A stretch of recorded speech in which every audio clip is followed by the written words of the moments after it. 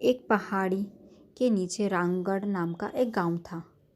गांव के सारे जानवर हरी घास खाने के लिए सुबह उस पहाड़ी के ऊपर बसे जंगल में जाते और शाम होते होते घर वापस आ जाते थे। हर दिन की तरह लक्ष्मी नाम की एक गाय अन्य गायों के साथ में उस पहाड़ी के जंगल में घास खाने के लिए गई। वह हरी घास खाने में इतनी ज़्यादा प्रसन्न थी कि वह कब शेर की गुफा के पास पहुंच गई उसे पता भी नहीं चला। शेर अपनी गुफा में सो रहा था। वह पिछले 2 दिनों से भूखा भी था। जैसे ही शेर की गुफा के पास में गाय पहुंची, गाय की खुशबू से शेर की नींद खुल गई। वह शेर धीरे धीरे गुफा से बाहर आया और गुफा के बाहर गाय को देखकर खुश हो गया। शेर ने मन ही मन सोचा कि आज उसकी 2 दिन की भूख मिट जाएगी।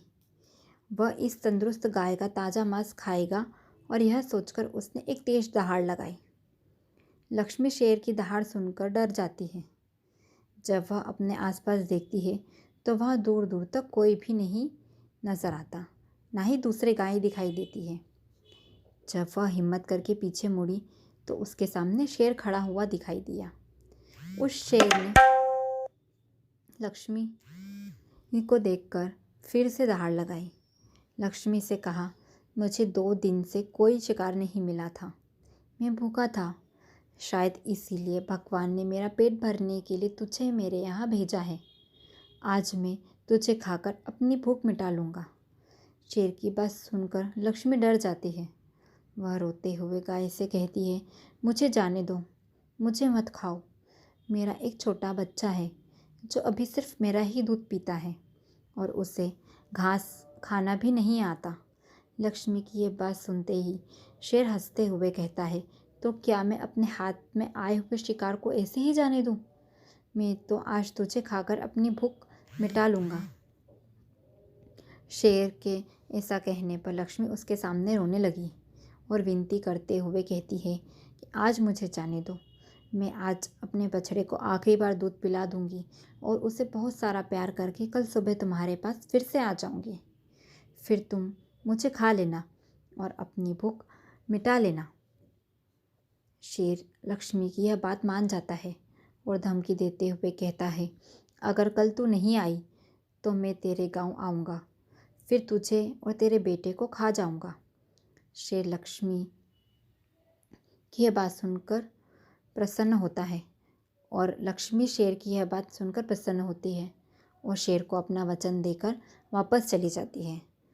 वहाँ से वह सीधे अपने बछड़े के पास जाती है, उसे दूध पिलाती है और बहुत सारा प्यार करती है।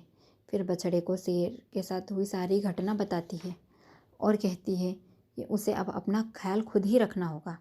वह कल सुबह होते ही अपना वचन पूरा करने के लिए शेर के पास चली जाएगी। अपनी माता की यह बात सुनकर बछड़ा रोने लगता है। दूसरे दिन सुबह होते ही लक्ष्मी जंगल की तरफ निकल जाती है और शेर की गुफा के सामने पहुंचकर शेर से कहती है, मैं अपना वचन पूरा करने तुम्हारे पास आ गई हूँ, अब तुम मुझे खा सकते हो। गाय की आवाज़ सुनकर शेर अपनी गुफा से बाहर निकल कर आता है और भगवान के अवतार के रूप में प्रकट होता है।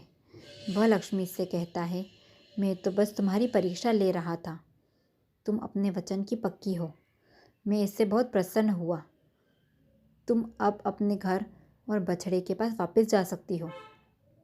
इसके बाद वे उस गाय को गौ माता होने का वरदान भी देते हैं और उसी दिन के बाद से सभी गायों को गौ माता कहना शुरू कर देते हैं। इस कहानी से हमें यह सीख मिलती है, हमें जान की बाजी लगाते हुए भी अपने दिए हुए वचन को पूरा करना चाहिए। यही हमारे दृढ़ व्यक्तित्व को दर्शाता है। धन्यवाद। इसी तरह की रोचक कहानियाँ सुनने के लिए हमारे चैनल को लाइक, शेयर, सब्सक्राइब करें।